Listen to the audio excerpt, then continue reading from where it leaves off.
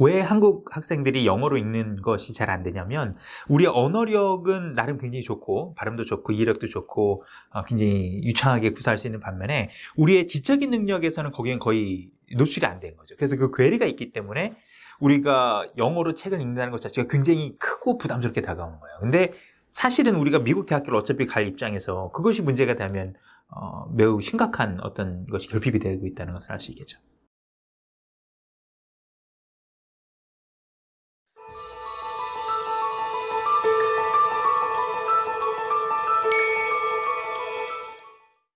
안녕하세요. 네, 안녕하세요. 저희가 지난 시간부터 SAT1에 대한 얘기를 좀 나누고 있는데요. 네네. 오늘은 SAT1 리딩에 도움이 될 만한 선행공부법에 대해서 좀 알아보려고 합니다. 네. 그래서 이 주제에 대해서 얘기를 하기 전에 일단 SAT 시험에 대해서 좀 많이들 생각보다 좀 어려워하는 것 같아요. 근데 이게 정말 어려운 건가요? 어떻게 선생님은 어떻게 생각을 하세요? SAT1이 우리 생각만큼 이렇게 고득점이 쉽게 빵빵 나오는 시험은 아니죠. 네. 결과적으로 보면.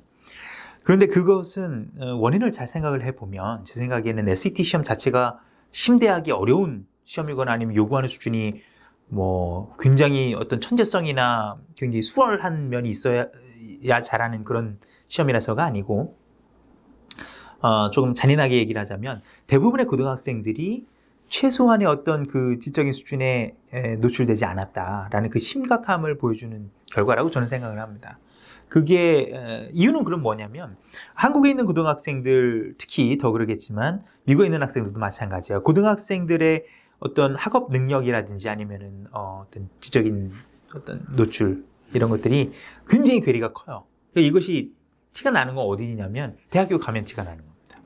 그래서 미국은 사실 대학교 교육이 굉장히 우리나라는 지금 대학 진학률이 뭐 제가 알기로는 한 8, 90% 정도 되는 걸로 알고 있는데 미국은 그거보다 훨씬 떨어지죠.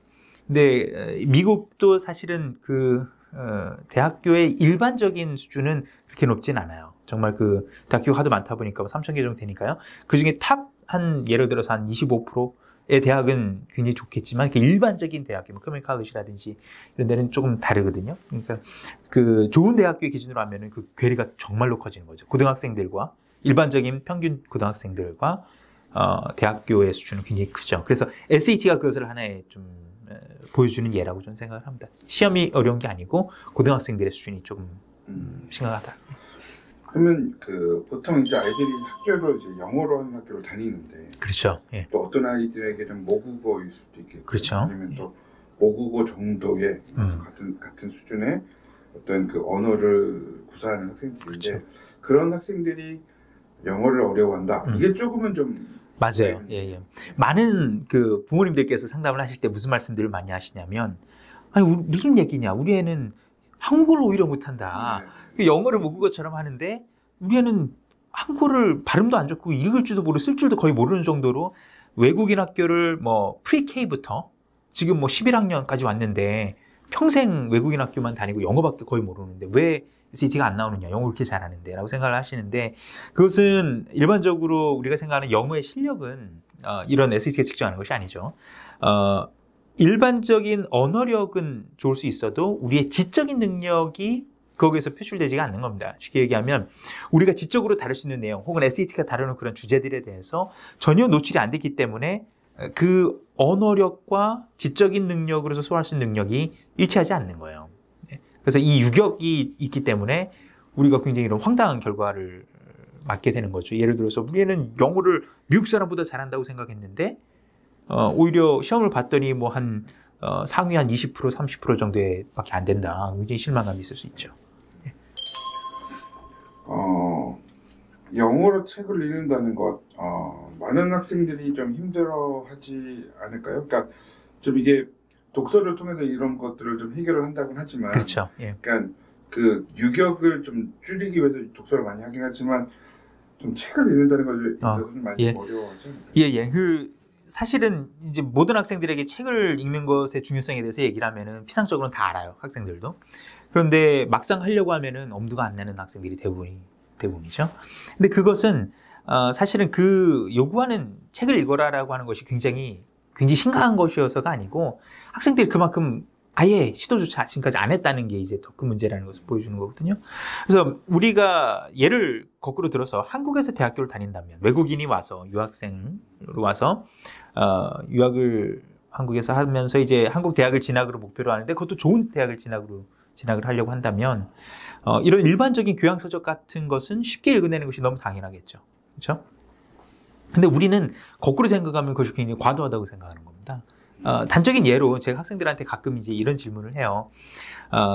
네가 학교를 다니면서 지난 1년 동안에 읽었던 책들, 학교에서 읽으라고 했던 책들 말고 몇 권이나 있냐라고 물어보면은 제 생각에는 뭐 100명 중에 한 95명은 5권 이하라고 아마 생각을 할 겁니다. 제 생각에는 한두 권 정도의 학생들도 뭐 부지기수고 아마 그 중에는 전혀 읽지 않은 학생들도 많을 거예요.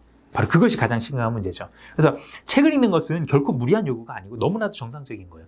대학교에 가면은 제 기억이 나는데 대학교 1학년 때 제 학교를 갔더니 그때 이제 영문학 전공 수업도 없었는데요. 읽어야 되는 책들이 한 뭐 30권, 40권 이렇게 되더라고요. 그냥 사야 되는 것만. 책값도 굉장히 많이 나가는데. 그리고 이제 secondary source나 아니면은 뭐 프린트된 이런 코र्스팩 같은 것도 굉장히 많고요. 그러니까 거기에서 이제 아이들이 굉장히 충격을 많이 받죠. 근데 그 책을 읽어야 된다는 것은 결코 무리한 요구는 아니에요. 이제 저같이 국내파, 이제 국내에서 공부를 했던 사람들 그렇죠? 입장에서 예. 이제 유학생들을 이해를 좀 해본다고 하면, 그러니까 저희가 영어를 공부했던 방식으로 이제 고민을 해볼 것 같아요. 그러니까 그렇죠. 어휘가 부족해서 그렇죠. 책을 읽는 거에 대한 어려움이 있다. 그러니까 어휘가 어느 정도 돼야 책을 읽는 것도 되지 않겠느냐. 근데 책을 읽으면서 단어를 찾는다는 게 귀찮다, 힘들다. 그래서 좀 그런 것들도 계속 문제가 될 것 같아요. 그래서 저는 영어를 잘한다는 거에 있어서 어느 정도는 단어를 많이 알고 있다.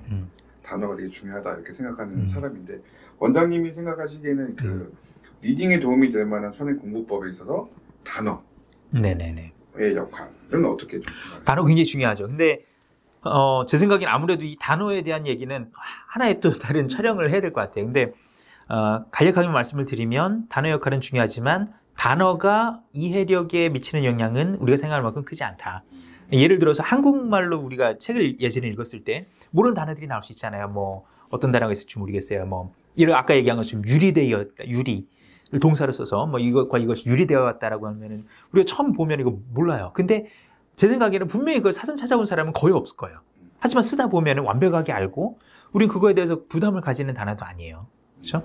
마찬가지로 우리가 정상적으로 이 모든 것이 된다. 그래서 오늘의 사실 주제는 우리가 어떻게 하면은 단기간에 안 되는 영어를 끌어올리느냐가 아니고 정상적으로 우리가 어떻게 하면 SAT를 잘 준비할 수 있느냐를 얘기하기 때문에 그 단어를 어떻게 외워야 되는지는 따로 말씀을 드릴게요. 근데 간략하게만 다시 말씀을 드리면 제가 지금 흥설수설한데 단어의 사전의 뜻은 찾지 않는 것이 훨씬 좋아요. 저도 유학을 처음 갔을 때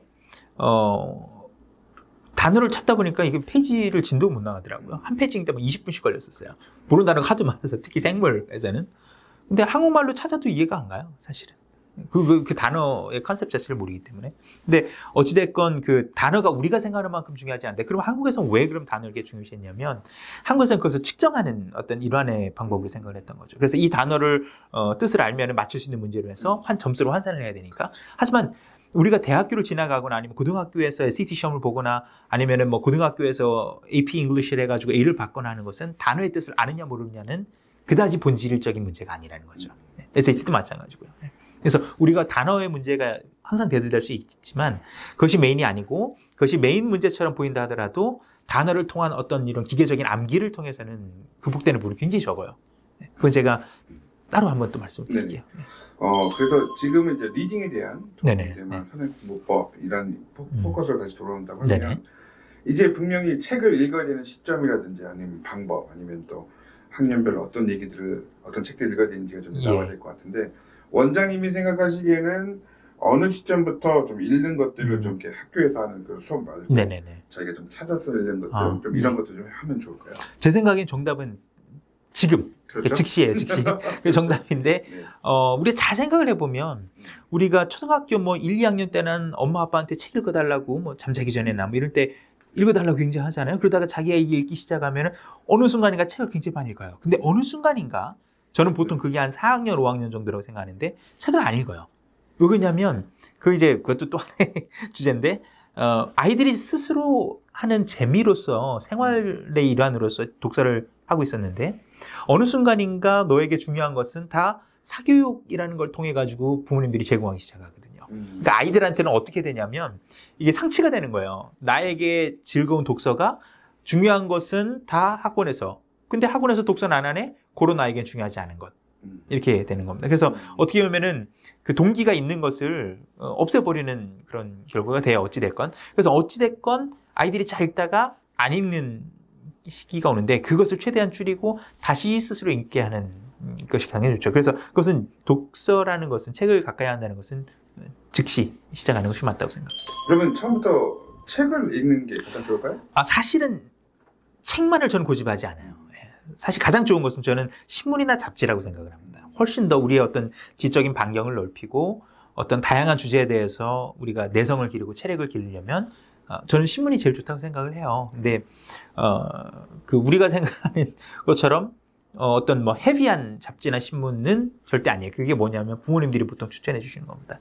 화면 막 타임 매거진이나 뭐 뉴욕 타임스나 이런 거를 보통 추천해 주시는데 학생들은 별로 거기에 관심이 없을 확률이 커요. 그것은 오히려 안 좋을 수도 있겠죠. 그래서 저학년일 때는 당연히 뭐 잡지 이런 거는 좀 어색할 수 있으니까 당연히 책, 특히 책 중에서도 문학이 메인이 되겠죠. 그러면 이거는 뭐 제 개인적인 질문이긴 한데요. 네. 그 잡지라고 하셨던 부분이 저한테는 되게 좀 예. 많이 공감이 됐던 부분이긴 해요. 근데 그 잡지라는 부분에서 이제 저희가 생각했을 때 이제 공부적인 거 말고 좀 취미적인 것도 있을 텐데. 그렇죠. 취미적인 자기 어떤 그 나이 때 원하는 걸 보는 게 괜찮을까요? 아니면 부모님이 추천해 주시는? 아니에요. 제 생각에는 부모님이 뭐 더 잘 아시겠지만 부모님들이 추천하는 것보다는 항상 자신이 관심을 가지는 것, 관심이 가는 것을 추천해주고 읽는 것이 훨씬 좋습니다. 예를 들어 가지고 학생이 뭐 여자 학생일 경우에는 패션에 관심이 있다. 그것도 굉장히 좋을 수 있어요. 뭐 코스모폴리탄 같은 것도 굉장히 좋은 글들도 많아요. 뭐 쇼핑에 대한 얘기도 많고 뭐 사진이 굉장히 많겠지만 뭐 심지어는 뭐 Vogue 매거진 이런 거 다 좋다고 저는 생각을 합니다. 런웨이도 좋고 다 거기에도 에디토리얼도 굉장히 수준 높은 글들이 굉장히 많아요. 이게 재밌는 것이 어떤 제가 다른 그 기사에서 읽었던 것 같은데 몇십 년 전만 하더라도 좋은 글을 쓸 수 있는 사람들이 굉장히 제한적이고 이게 평준화가 안 됐기 때문에 아주 소수의 잡지들만 좋은 글들을 썼는데 지금은 그런 사람들이 능력 있는 사람들이 너무 넘쳐나요. 그래서 전에는 40년 전에 예를 들어서 타임 매거진의 에디터로 될 만한 사람들이 요즘은 구직을 못 해가지고 너무 많은데 생산 고등교육이 이제 잘 되다 보니까 그러다 보니까는 이제 여러 잡지들로 다 가는 겁니다. 예전에는 리더스 다이제스트나 이런 것이 절대적인 어떤 그렇죠. 기준이었다면 지금은 굉장히 평준화가 많이 됐죠. 그래서 어떤 잡지든지 좋고 학생이 관심을 가지는 잡지, 뭐 이상한 플레이보이나 뭐 펜트하우스 이런 것만 아니면 돼요. 네. 어렸을 때 제가 음악을 좋아해서 음악 잡지를 좀 읽으려고 하다 보니까 부모님이 되게 반대를 많이 하셨거든요.